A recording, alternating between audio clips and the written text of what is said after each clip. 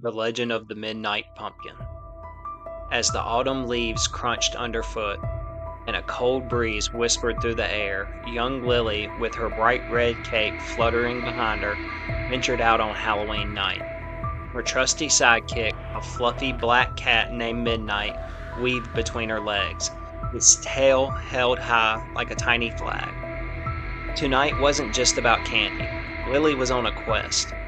She clutched a worn, leather-bound book her grandmother had given her, a book filled with tales of the Whispering Woods and the magical creatures that dwelled within. According to the map, Lily declared to Midnight, tapping a page in the book, the legendary Pumpkin King's Gourd of Glee is hidden somewhere deep in the woods. Grandmother said it brings the most fantastic Halloween spirit to whoever finds it. Midnight let out a soft of agreement, its eyes gleaming in the dim twilight. They ventured past familiar houses, their porches decorated with glowing jack-o'-lanterns and friendly ghosts. Soon the path grew narrower, the trees taller, and the sounds of the town faded behind them. They were at the edge of the Whispering Woods, a place where shadows stretched long and secrets lurk. The trees here were ancient and gnarled, their branches reaching like bony fingers towards the darkening sky. Moonlight filtered through the canopy, casting dancing shadows on the forest floor. Lily, usually so brave, felt a little shiver run down her spine, but the thought of the Gourd of Glee spurred her on. This wasn't just any Halloween. This was the night she'd uncovered the Midnight Pumpkin. Suddenly, a rustle in the bushes made them both jump. A tiny green-skinned creature with enormous sparkling eyes and a leaf for a hat popped out. It was a forest sprite. "Greetings, traveler," chirped the sprite, its voice like wind chimes. "Are you lost, or are you on an adventure?" Lily, gathering her courage, explained her quest for the Gourd of Glee. The sprite listened intently, then giggled. "The Pumpkin King's Gourd of Glee, you say? It's guarded by riddles, young one, but I can help you with that." It pointed a tiny finger deeper into the woods. "Follow the path where the shadows dance the longest, and you'll find a bridge guarded by a grumpy old troll. Pass, you must answer his rhyme." Thanking the sprite, Lily and Midnight followed the winding path. The shadows indeed stretched long and thin around them. Soon they came upon a rickety wooden bridge spanning a bubbling stream. And there, sitting on a mossy rock, was a troll. He wasn't too big, but his nose was knobby, and his eyebrows were very bushy. "Halt!" grumbled the troll.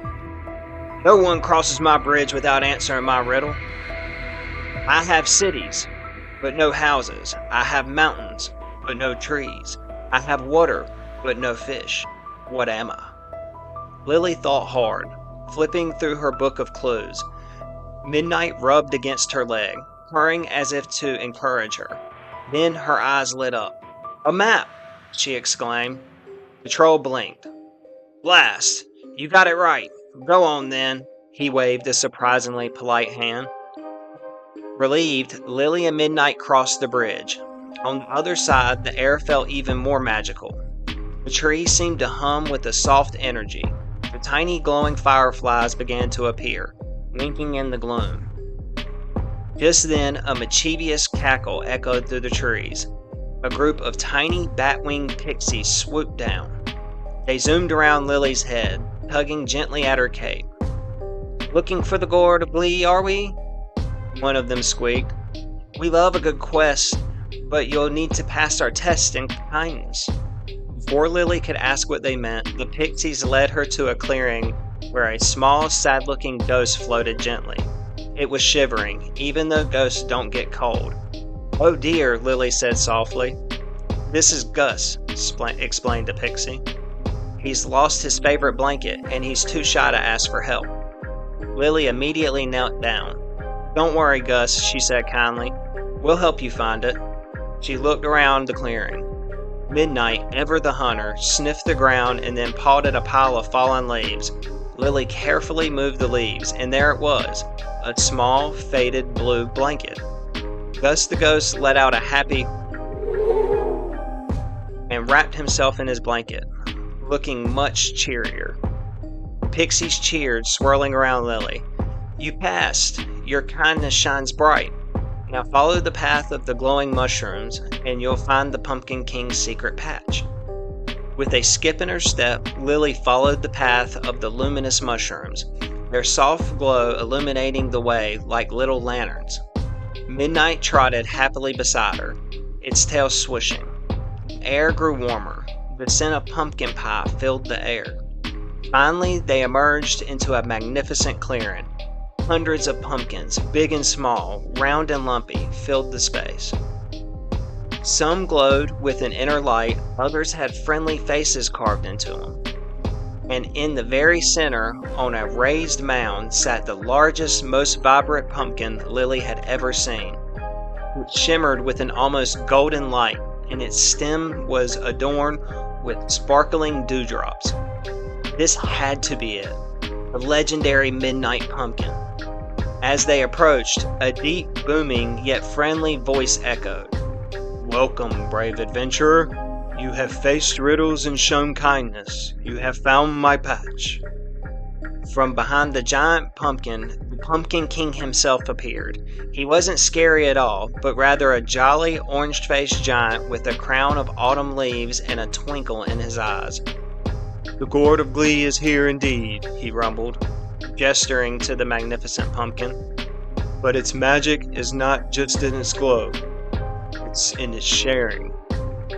He conjured a small, glowing slice of pumpkin pie for Lily, and a tiny, shimmering fish for Midnight. "The true spirit of Halloween is in spreading joy and sharing treats." Lily took a bite of the pie, and it was the most delicious thing she had ever tasted, filled with warmth and a happy, tingly feeling. Midnight happily gobbled up its fish. "You have brought true Halloween spirit to the Whispering Woods tonight, Lily," the Pumpkin King said with a smile. "Now take a piece of the Gourd of Glee's magic with you." He touched the giant pumpkin, and a smaller, equally vibrant pumpkin detached itself, perfectly sized for Lily to carry. With her special pumpkin, a heart full of joy, and Midnight purring contentedly, Lily bid farewell to the Pumpkin King and the magical creatures of the Whispering Woods. As she walked back to her town, the path seemed brighter, the air crisper, and the Halloween spirit bubbling inside her. She couldn't wait to tell her grandmother all about her amazing adventure and share the magic of Midnight pumpkins with everyone. The Glowing Mummy. Deep in the heart of a dusty, forgotten pyramid lived a little mummy boy named Fergus. Now Fergus wasn't like other mummies. While they loved to creak and groan and tell spooky tales, Fergus had a little secret. He was terrified of the dark. Every Halloween, the ancient tomb buzzed with excitement. Skeletons rattled, ghosts floated, and witches cackled, all preparing for the grandest celebration of the underworld. Fergus, however, would just huddle in his sarcophagus, his bandages pulled tight around him, dreading the moment the sun would set. "Come on, Fergus!" cried his best friend, a tiny ghost named Glimmer, phasing right through the lid of his sarcophagus. "Tonight's the night! The moonlit monster mash! There'll be fruit punch and apple bobbing." Fergus peeked out, his one visible eye wide with fear. "But Glimmer," he whispered, "what about the dark? What if the shadow monster gets me?" Glimmer, being a ghost, didn't understand the fear of the dark. "Shadow monsters? Silly Fergus. Shadows are just shadows." Despite his fear, Fergus knew he couldn't miss the moonlit monster mash. It was a tradition. So with a deep breath and a little encouragement from Glimmer, he slowly unraveled himself from his cozy tomb. The pyramid's grand hall was already alive with monstrous excitement. Werewolves howled, vampires danced the monster mash, and even Frankenstein was trying the limbo. Fergus tried to join in, but every time the flickering torchlight dipped, casting long spooky shadows, he jumped. He stuck close to Glimmer, who, being a ghost, emitted a faint, comforting luminescence. Suddenly, a clumsy little witch, zooming by on her broomstick, swerved to avoid the dancing zombie. Her cauldron, bubbling with a luminous green potion, tilted precariously. "Whoop!" she squeaked. trying to regain control. Too late, the cauldron tipped completely, and a gush of glowing emerald liquid splashed right onto Fergus. Fergus yelped, jumping back. He braced himself for a terrible itch or a strange smell, but instead, he felt warm. And then, to his utter astonishment, his bandages began to glow with the same bright, friendly green as the potion. He looked like a giant glowing firefly. Glimmer gasped, "Fergus, you're glowing!" All the other monsters stopped. A hush fell over the hall as everyone stared at the unexpected radiant mummy boy. Fergus, still a little shocked, looked down at his bright green self. The dark corners of the hall, which had seemed menacing just moments before, were now softly illuminated by his new glow. The spooky shadows had shrunk, no longer able to hide any imaginary monsters. A tiny zombie girl pointed. "Look, a glowing mummy!" A tall vampire lady smiled. "How enchanting!" Fergus felt a strange sensation, not fear, but a flicker of excitement. He realized that for the first time, he wasn't afraid of the dark. He was the light. The glowing potion had not only made him sparkle, but had also chased away his fear. From that night on, Fergus was no longer afraid of the dark. He realized that even in the deepest shadows, there was always a light to be found. Sometimes, it even came from within himself, or in this case, from a clumsy witch spilling a potion. And every Halloween, when the Moonlit Monster Mash began, Fergus would glow with joy, leading the monster parade, a little mummy boy who was once afraid of the dark, now shining brighter than all the stars. Finley Frankenstein. Finley, a little Frankenstein, was absolutely buzzing. It was Halloween, his favorite night of the year. He'd spend weeks meticulously crafting his costume. But not that he really needed one, being a genuine, albeit pint-sized, Frankenstein monster. But he loved the tradition, the feeling of belonging in a world where everyone else was also pretending to be something else. This year, his costume was an extra bolt on his neck, painted of shimmering silver in a carefully frayed lab coat that was 3 sizes too big, making him look adorably disproportionate. His creator, Professor Alistair, a kind old man with spectacles perched perpetually on his nose, chuckled as Finley bounced around the lab. "Finley, my boy, try not to vibrate yourself apart before sundown. We have a lot of trick-or-treating to do." Finley giggled, a sound that was surprisingly tinkle for a creature of his composition. "But Professor, tonight's the night I finally perfect my scare. Last year, little Timmy just offered me a lollipop." Alistair patted Finley's head, the coarse stitch on his scalp surprisingly soft to the touch. "And a very nice lollipop it was, too. Remember, Finley, there's more to Halloween than just scaring.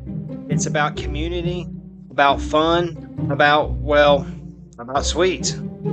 Finley nodded. Though his heart was set on a truly magnificent scare, he pictured it, a carefully timed groan, a sudden lurk from behind a bush, perhaps a well-placed brains. He practiced in front of the mirror for hours, trying to get it just right, balance of menace and monster. As dust painted the sky in shades of bruised purple and fiery orange, Finley and Alistair joined the stream of costumed children and their parents. The air crackled with excitement, the scent of autumn leaves mixing with the sugary aroma of candy. Witches cackled, ghosts floated, and superheroes zoomed past. Finley felt a strange warmth bloom in his chest, a feeling he often got when he was surrounded by people enjoying themselves.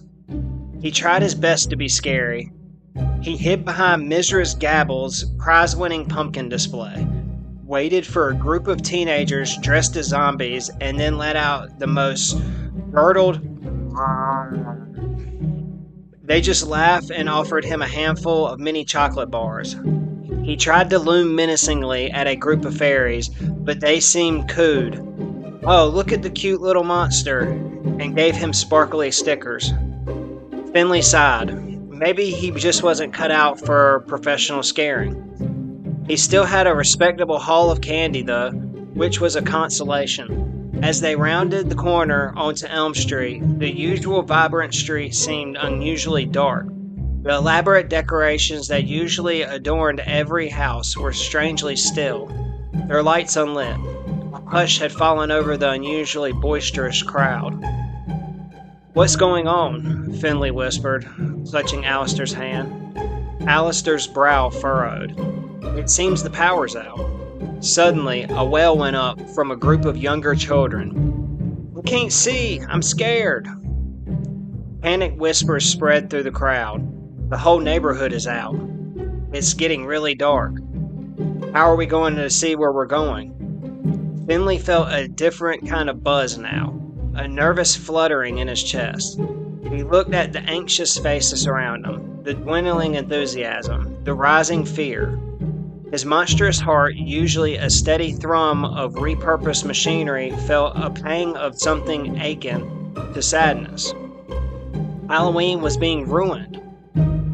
Professor Alistair, ever the practical one, pulled out a small solar-powered lantern from his bag. It cast a weak glow, barely illuminating their immediate vicinity. "Don't worry, everyone. We'll just have to be extra careful." But extra careful wasn't enough. People were tripping over forgotten pumpkins, bumping into each other, and the younger children were starting to cry in earnest. The magic of Halloween was rapidly dissolving into a chaotic, unlit mess. Finley looked down at his own hands and then at the flickering lantern. He remembered Professor Alistair explaining how his internal workings generated a small but consistent electrical current, enough to power his own reanimated form. He had a vague understanding of how the neighborhood's electricity worked from watching documentaries from the professor. An idea, wild and brilliant, sparked in his reassembled brain. "Professor," he said, his voice surprisingly firm, "I think I can help." Alistair looked at him surprised. "Help how, Finley?" Finley pointed at the giant, rusted transformer box at the end of Elm Street, the one that usually hummed with power, now eerily silent. "The electricity. I have electricity inside me. Maybe I can make it go again." Alistair's eyes widened. "Finley, that's incredibly dangerous. A live transformer, and you're, well, not exactly designed for electrical repairs." "But Professor," Finley insisted, "everyone's scared. Halloween is broken, and I feel like I can do it." He felt a surge of determination, a strange sense of purpose that made his stitches tingle. This wasn't about scaring, this was about making things right. Before Alistair could fully protest, Finley, with a surprising burst of speed, raced towards the transformer box. The crowd gasped, some people yelling for him to stop, others simply too stunned to react. He reached the heavy metal box, feeling the faint hum of the residual energy within. He remembered Professor Alistair showing him how to safely handle his own internal connections for maintenance. It was a leap of faith, a desperate hope. With trembling hands, he pushed against the latch. It was stuck. He pulled harder, his monstrous strength, usually reserved for opening stubborn jars, now focused on this critical task. With the groan of protesting metal, the latch gave way. Inside, a maze of thick cables and glowing circuits. Finley, with a clarity that surprised himself, identified the main power conduit. It was disconnected, dangling uselessly. He knew instinctively what he had to do.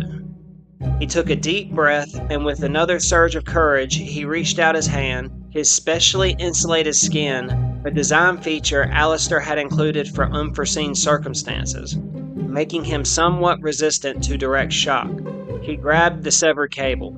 The moment his skin touched the rough insulation, a powerful jolt coursed through him. It wasn't painful exactly, but it was intense, making every bolt and stitch in his body vibrate.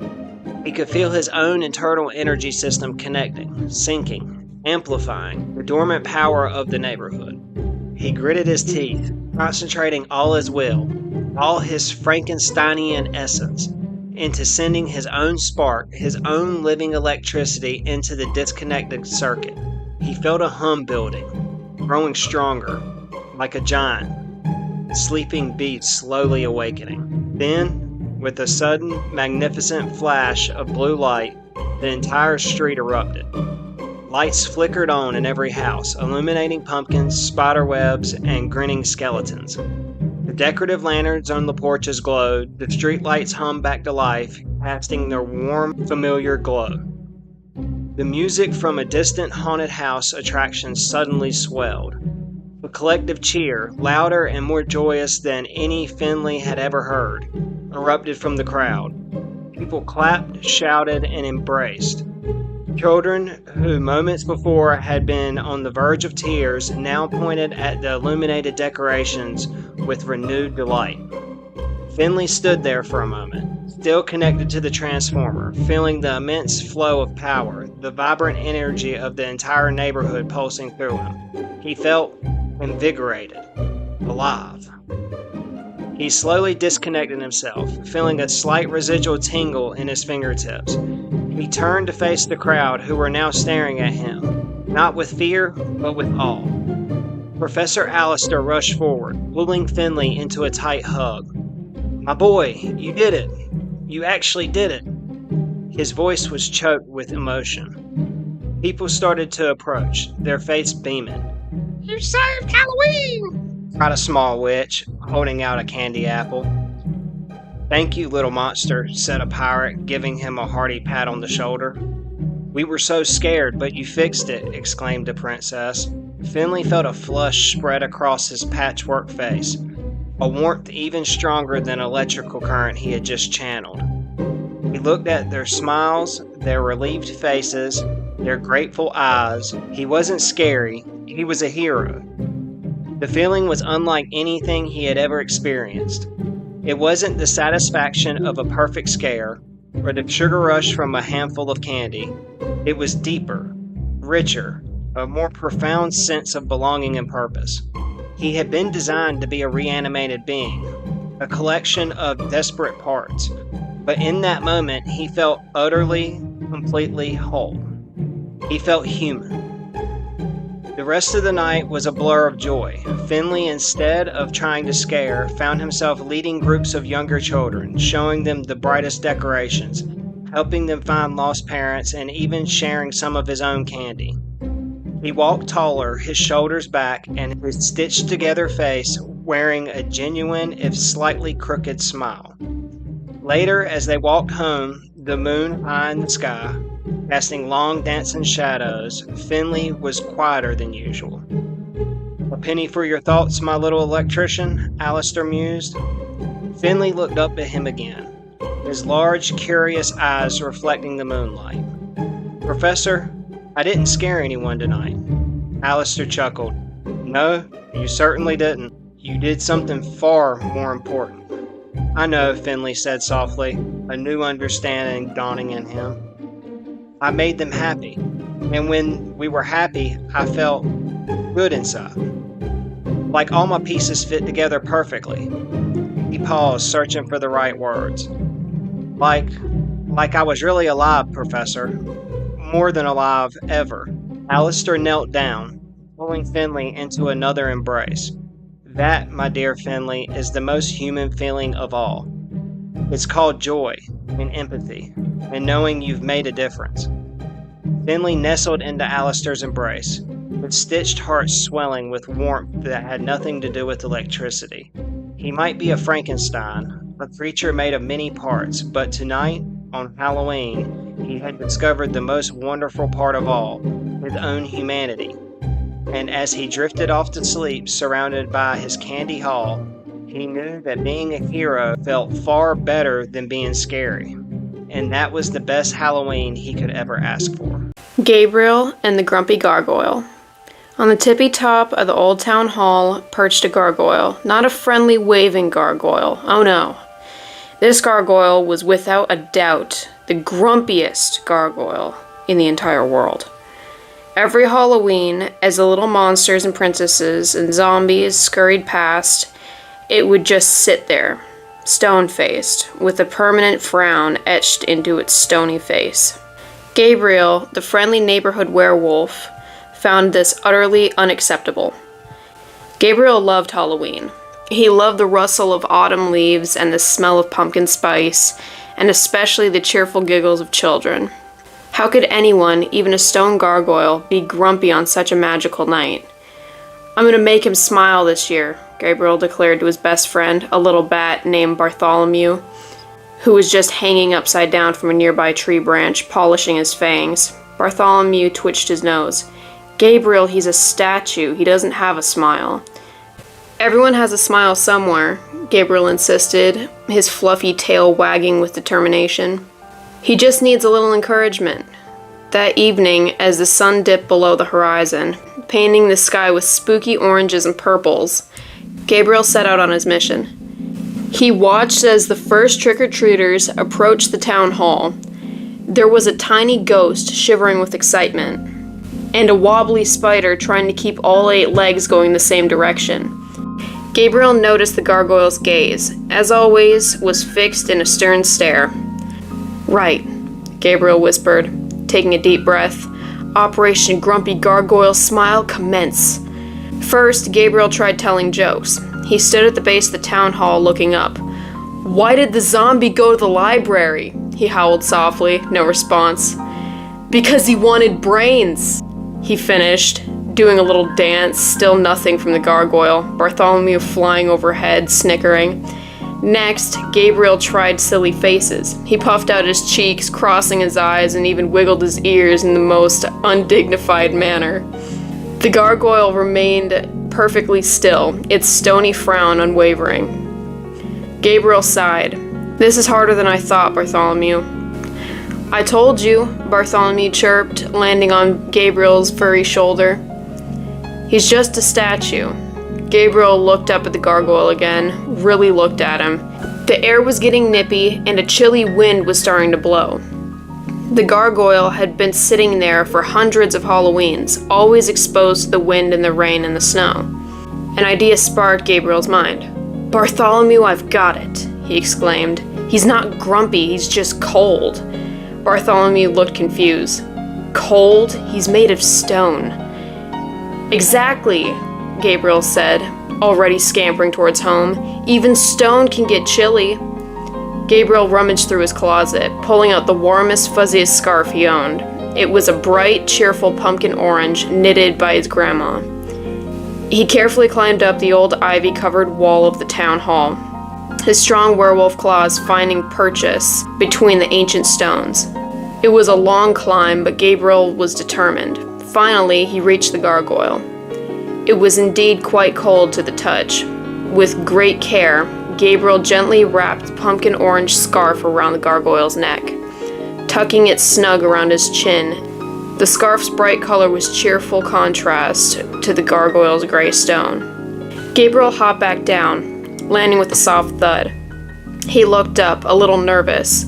Had it worked? Would the gargoyle finally smile? The gargoyle, of course, was still as a statue.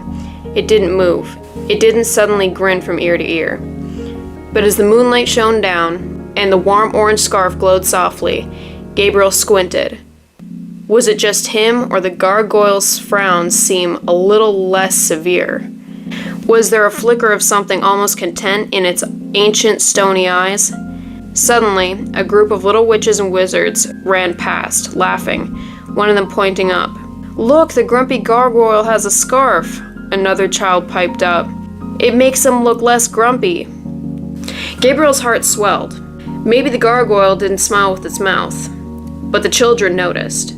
And as Gabriel watched the happy trick-or-treaters pass by, a wide, genuine smile spread across his own furry face. He had brought a little warmth and a little cheer to the grumpiest gargoyle in the world. And that, Gabriel decided, was the best Halloween treat of all. The Power of the Midnight Pumpkin, a Nancy and Raiden Halloween special. It was a crisp autumn evening, the kind where fallen leaves crunched underfoot and the scent of wood smoke hung in the air. Nancy, a chipmunk with an insatiable curiosity and a stripe down her back that seemed to vibrate with energy, scampered along the winding forest path. Her tiny paws moved with purpose, leading her deeper into the whispering woods. Suddenly, a rustle in the bushes ahead caught her attention. Out popped Raiden, a rabbit of distinguished bearing, though slightly disheveled. He wore a flowing blue cloak that occasionally tripped him up, and a pair of perfectly perched spectacles on his nose. He clutched a magnificent gnarled carrot staff named Camden. Camden, in Raiden's paws, was more than just a staff. It was his conduit for magic, a source of both their power and an occasional mischief. "Nancy, my dear, just the chipmunk I was looking for," Raiden exclaimed, adjusting his spectacles. "Tonight is the night, Halloween, and the midnight pumpkin awaits us at the Gourd of Glee." Nancy's eyes widened. "The midnight pumpkin? You mean we're finally gonna power up Camden?" Raiden nodded vigorously, his ears nearly touching his hat.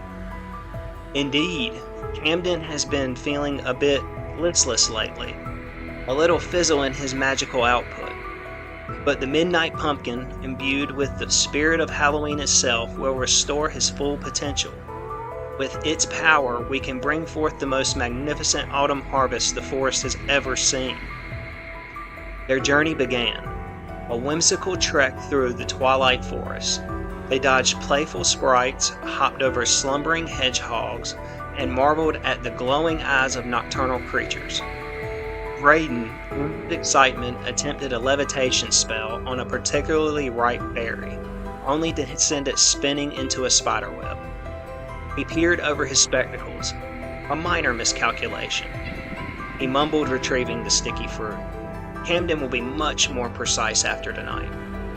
After what felt like an eternity of scampering and hopping, they arrived at a clearing bathed in an eternal orange glow. In the center stood a colossal ancient oak tree, its branches draped with glowing gourds. This was the Gourd of Glee, a legendary meeting place for all things magical in autumn. And there, seated regally upon a throne carved from a gigantic pumpkin, was the Pumpkin King. He was a magnificent sight, his head a perfectly sculpted jack-o'-lantern, eyes glowing with an inner warmth. His crown was made of intertwined vines and autumn leaves. He held a scepter topped with a miniature glowing pumpkin. "Greetings, travelers," Pumpkin King boomed, his voice like the crackle of warm fire. "Welcome to the Gourd of Glee, on this most enchanted of nights. I assume you are here for the Midnight Pumpkin?" Raiden bowed deeply. "Indeed, Your Majesty. My trusty staff Camden requires the power of the Midnight Pumpkin to fulfill its destiny. We'd seek to infuse it with the true Halloween magic." The Pumpkin King chuckled. "A noble quest, young wizard. But the Midnight Pumpkin is a reservoir of wild magic. It must be approached with wisdom and respect. To claim its power, you must successfully navigate the 3 trials of the Gourd." He gestured with his scepter, and from behind his throne, a shimmering dark purple pumpkin began to rise. It pulsed with a soft internal light, the magnificent Midnight Pumpkin. "To learn its power," the Midnight Pumpkin announced, "you must demonstrate the essential qualities of a true protector of the harvest: diligence, focus, and spirit." For the first task, the trial of diligence, Raiden and Nancy had to gather 3 rare ingredients required to stabilize the Midnight Pumpkin's energy: dewdrop pearls from a hidden spiderweb, moonbeam essence from a glowing mushroom deep in the shadowy grove, and the echo of a hoots owl's laugh. Nancy, with her nimble paws, was a master at meticulously collecting the fragile dewdrop pearls without breaking the web. Raiden, with careful focus behind his spectacles, successfully used the precise, though shaky, levitation spell from his staff to retrieve the elusive moonbeam essence. The hoots owl's laugh proved hardest, but through patient efforts they convinced a wise old owl to share a hearty hoo-hoo, hoo-hoo, with a perfectly timed silly joke. Next was the trial of focus, the vortex of clarity. They were given tiny, glowing gourds and challenged to toss them into a swirling vortex of shimmering mist.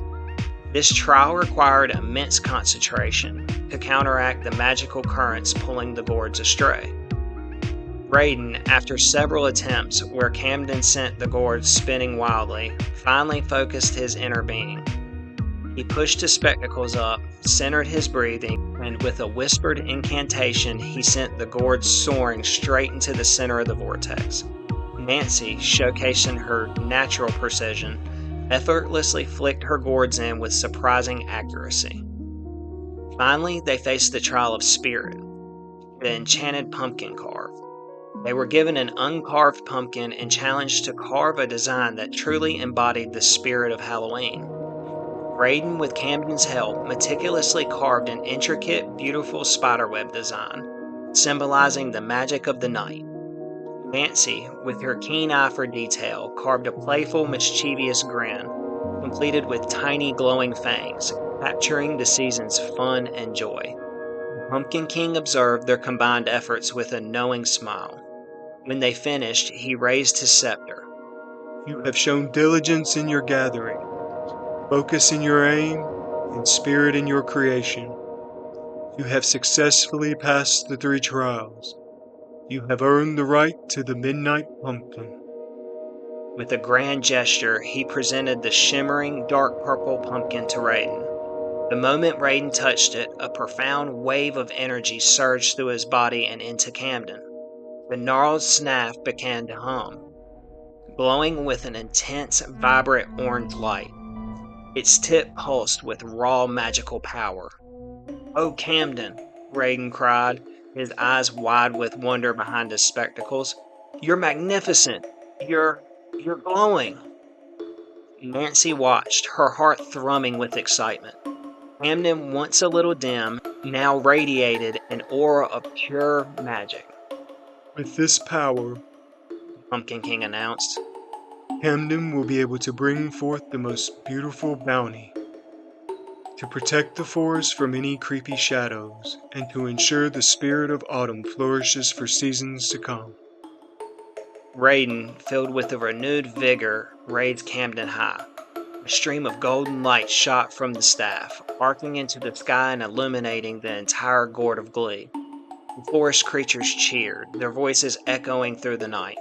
Their quest complete, Nancy and Raiden bid farewell to the Pumpkin King, promising to return next Halloween. As they walked back through the now illuminated forest, Camden pulsed warmly in Raiden's hand. He felt the magic humming through his very core. "Thank you, Nancy," Raiden said, his voice filled with genuine gratitude, his blue cloak billowing slightly in the breeze. "We did it. Camden is more powerful than ever." Nancy beamed, her stripes practically shimmering. "It was an amazing adventure, Raiden, and now I think Camden is ready for some serious autumn magic." They returned to their cozy homes, the Midnight Pumpkin's magic still lingering in the air, promising a season of unparalleled bounty and wonder. And as the first rays of morning light touched the forest, Nancy and Raiden knew, with absolute certainty, that this Halloween would be remembered as the night Camden truly came to life. Thank you for watching Tom and Sam's Kids Halloween Read-Aloud Stories compilation, the full collection with Mummy, Pumpkin, and Frankenstein. If you enjoyed the video, join our adventures and hit that subscribe button.